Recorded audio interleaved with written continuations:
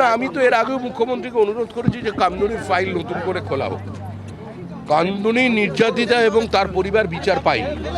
শুধুমাত্র ব্লক ভোটের স্বার্থে একটা জনগোষ্ঠীকে বাঁচাতে বা তাদের আবেগ যাতে আহত না হয় সেটা দেখবার জন্য এমনভাবে তৈরি করা হলো, তাতে সম্পূর্ণভাবে কিছু অপরাধী, এই ধরনের খুনি ধর্ষক আজকে বেকসুর খালাস হয়ে গেল।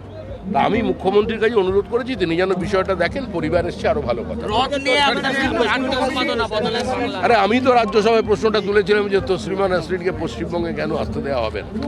একজন বাংলায় কথা বলেন, বাংলায় প্রতিবাদ করেন, বাংলায় স্বপ্ন দেখেন, বাংলায় কবিতা লেখেন, বাংলায় সাহিত্য করেন, তো সাহিত্যের পৃষ্ঠভূমিতে সেই বাঙালির জায়গা নেই, ওপারে নেই আমরা বুঝতে পারি।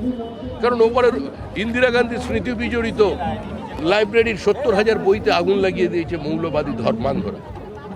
আমার মনে হয় স্বাগত জানানো উচিত। এর আগে সিপিএম ওনাকে তাড়িয়েছিল, তৃণমূল ঢুকতে দেয়নি, কিন্তু এখন তো আর বাবরের সরকার নেই, বিজেপির সরকার।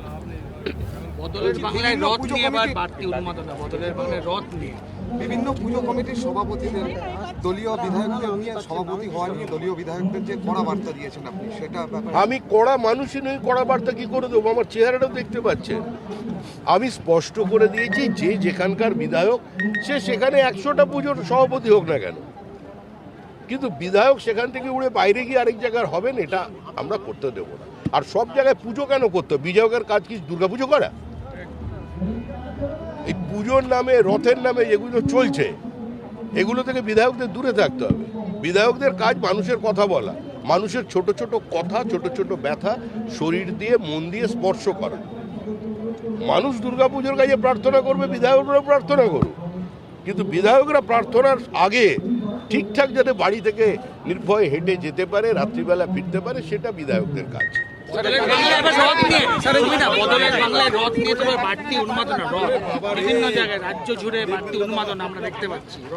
মানুষ এতদিন যদি চুপ করে থাকে, হয়তো ভয় বেরোতে পারেনি, রথযাত্রায় অংশগ্রহণ করতে পারেনি। যেরকম মুর্শিদাবাদ, মালদা, দিনাজপুরের বহু জায়গা আছে মানুষ শাঁখ বাজাতে পারে না সন্ধ্যাবেলা। প্রদীপ জ্বালতে পারবা কিন্তু শাঁখ বাজাতে পারবা না। বাংলাদেশের এই শব্দবন্ধ এখানেও শুরু হয়ে গিয়েছিল।